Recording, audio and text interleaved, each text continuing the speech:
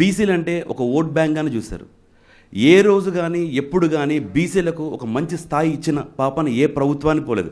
కానీ మన జగనన్న మన వైఎస్ఆర్ కాంగ్రెస్ పార్టీనే బీసీలు ఒక వెన్నుముక్క లాంటి వాళ్ళని చెప్పి 56 కార్పొరేషన్లు తయారు చేసి దానికి 56 చైర్మన్లు తయారు చేసి 612 మంది డైరెక్టర్లను నియమించి అందులో భాగంగా 32 మంది బీసీ ఎమ్మెల్యేలను చేసి 11 మంది బీసీ మంత్రులను చేసి బీసీ డిక్లరేషన్ ఇచ్చిన ఏకైక వ్యక్తి మన వైఎస్ జగన్మోహన్ రెడ్డి గారు. మీరు ఎప్పుడైనా చూసుకోండి, ఏ పార్టీ అయినా చూసుకోండి, ఓ బీసీలు ఒకరో ఇద్దరో ముగ్గురో ఉంటారు. కానీ మన జగనన్న మటుకు ఒక బీసీ ఎస్సీ ఎస్టీ మైనారిటీలకే పెద్దపీట వేయాలనేసి ఏ పదవులు చూసుకున్నా మొట్టమొదటిగా జగనన్న గుర్తుకు వచ్చేది ఒక బీసీ ఎస్టీ మైనారిటీలే.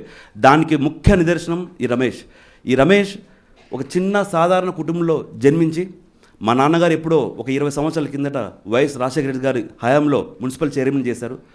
అన్న ఆశయాల కోసం నేను కూడా ఖచ్చితంగా అన్న వెంట నడవాలనేసి రావడం జరిగింది. నాకు రాజకీయాలు చాలా కొత్త. 2016-17లోనే అన్నతో నేను తిరగడం మొదలుపెట్టాను. కడప జిల్లా నుంచి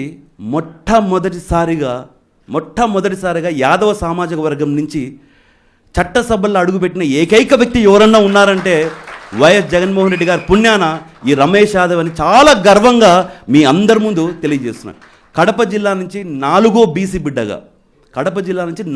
బీసీ బిడ్డగా చట్టసభలు అడుగుపెట్టి ఈరోజు మన వైఎస్ఆర్సీపీ పార్టీ చేసే అభివృద్ధి కార్యక్రమాలు అన్నీ ప్రతి ఒక్కరికి చట్టసభల్లో చెప్తున్నాం.